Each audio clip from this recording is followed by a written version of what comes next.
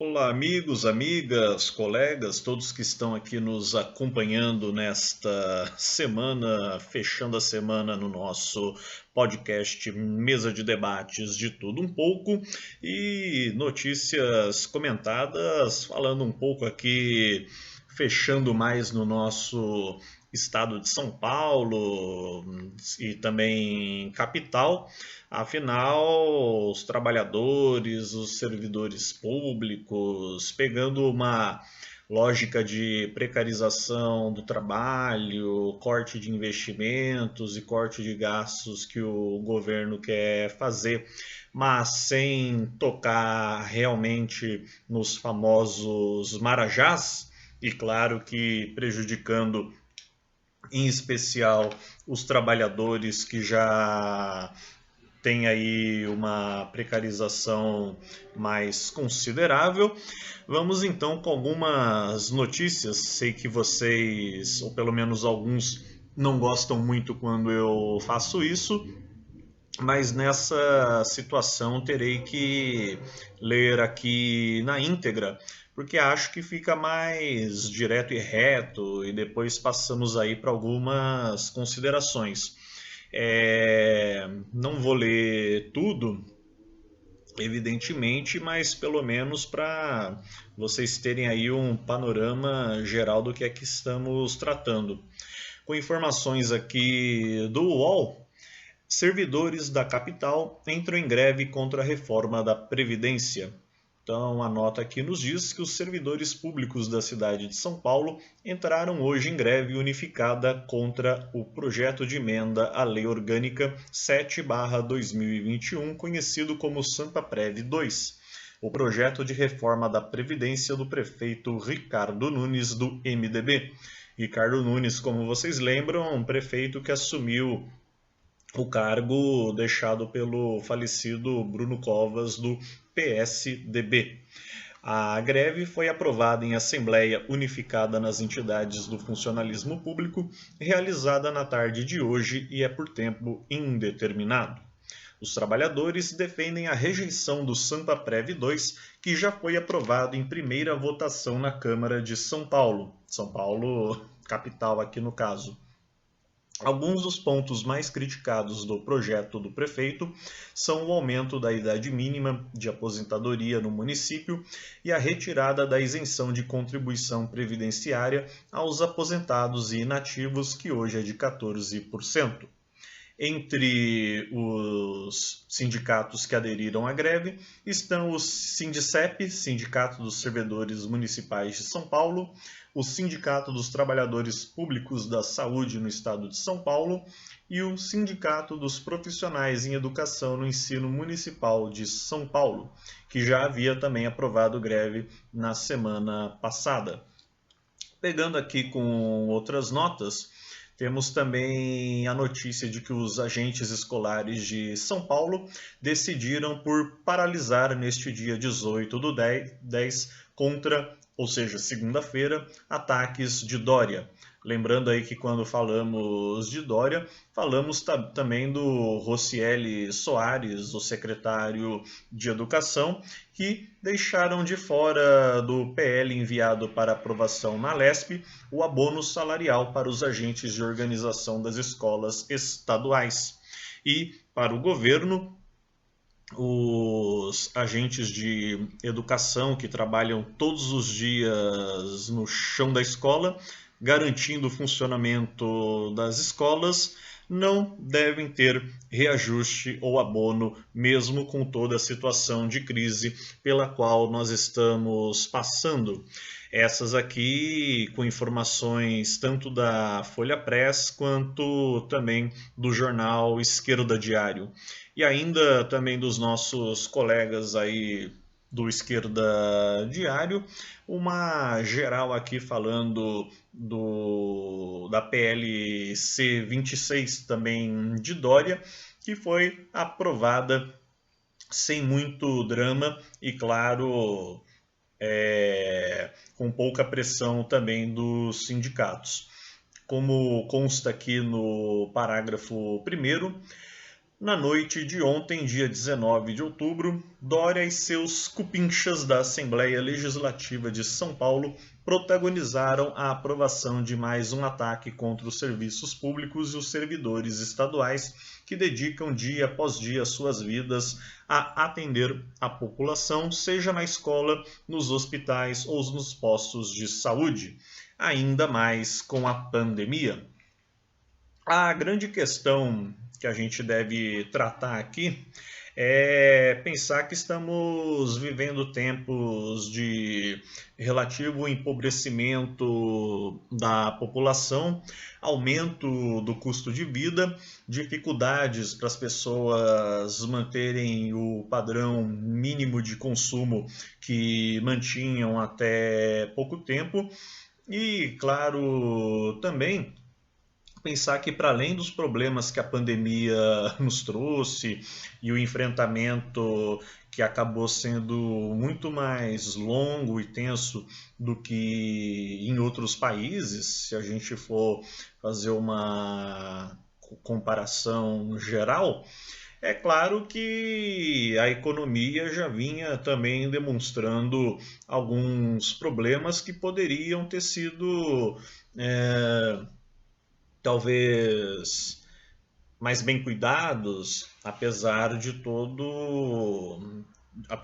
o drama que a pandemia evidentemente acabou provocando no país. Dito isso, certos cortes, certas mexidas em direitos trabalhistas, em bonificações trabalhistas, que a princípio parecem bobagem para aqueles que não a têm ou para aqueles que têm seus gordos salários garantidos mês a mês, mas para o trabalhador, em especial pegando aqui o caso do funcionalismo público, é evidente que estamos vivendo tristes episódios do Estado, em parceria com o grande capital, tentando evidentemente tornar as condições de vida da população cada vez piores, desde que as famosas castas, sejam elas do setor privado ou do setor público, continuem no lugar privilegiado que sempre estiveram. André, você é contra reformas? Você é contra mexer aqui, mexer ali? O funcionário público é um intocável? Olha, depende do que a gente está chamando de funcionário público e depende de como essas reformas são colocadas, são estabelecidas. O grande drama é que, repetindo, essa parceria Estado e grande capital, a gente já está cansado de ver essa história, né? Não precisa acreditar em mim, muito menos no Guilherme.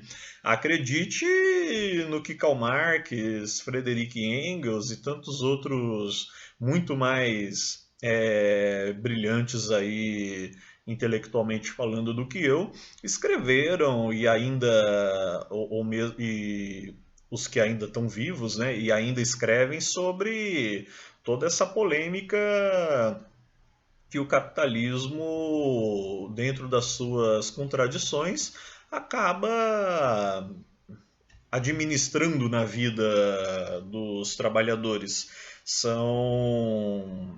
É um sistema que não coaduna. Enquanto houver o capitalismo, e principalmente em países como alguns costumam dizer, que estão na periferia do capitalismo, eu não sei se eu gosto muito desse termo, mas a gente acaba utilizando, muitos geógrafos, sociólogos costumam utilizar esse termo, principalmente em países como o nosso, que estão na chamada periferia do capitalismo, a situação acaba sendo muito mais agravante, vide essas notícias que nós trouxemos aqui para vocês na tarde e noite de hoje. E para além das questões econômico-políticas que afetam aí o bolso do trabalhador, estamos vendo aí toda a crise do aumento de preços, aumento do dólar. Agora, o Bolsonaro e sua equipe econômica querendo um pacote para ser uma espécie de puxadinho do que vinha sendo a ajuda financeira dada às famílias, às pessoas que dependiam desses auxílios para se manterem, terem um mínimo de dignidade aí com toda a problemática da pandemia. Agora a gente está vendo esse ataque, principalmente da chamada imprensa liberal e também por setores da política liberal, contrários às determinações do Bolsonaro e do Paulo Guedes, por acharem que vai ferir as regras e exigências do mercado. Bom, há uma questão tangível aí que a gente também tem que ver até onde o governo realmente pretende fazer isso e até onde vai ser feito um uso meramente eleitoral, meramente politiqueiro disso.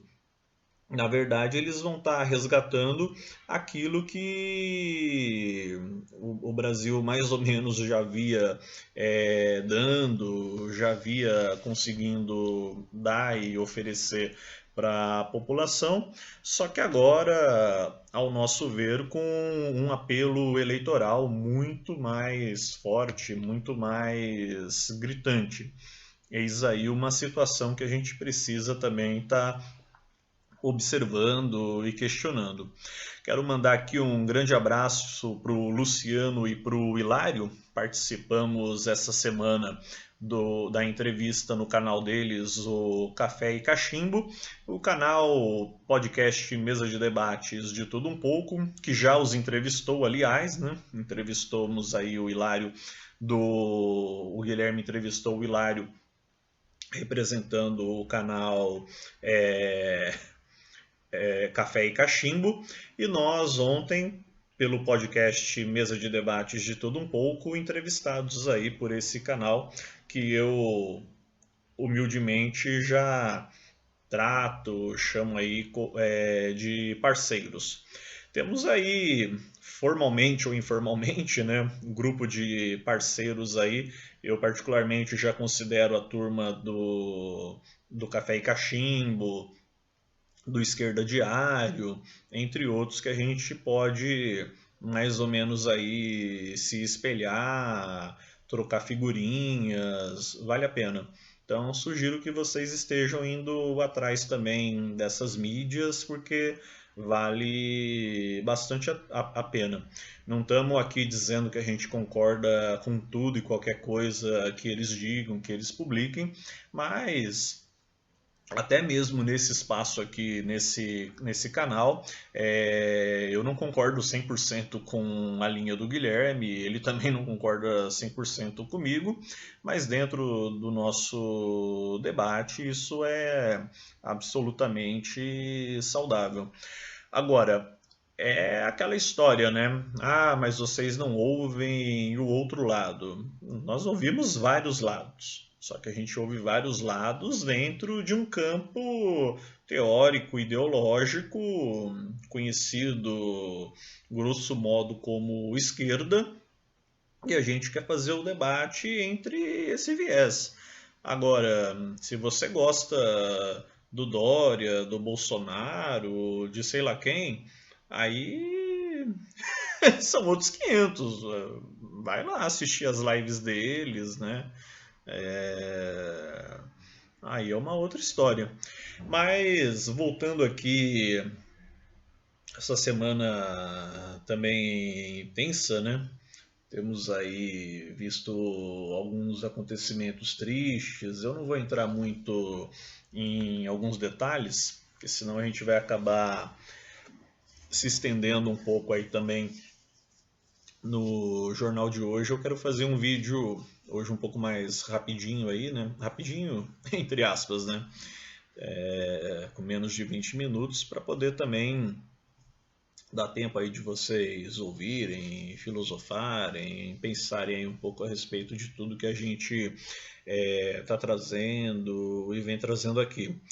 Mas olha,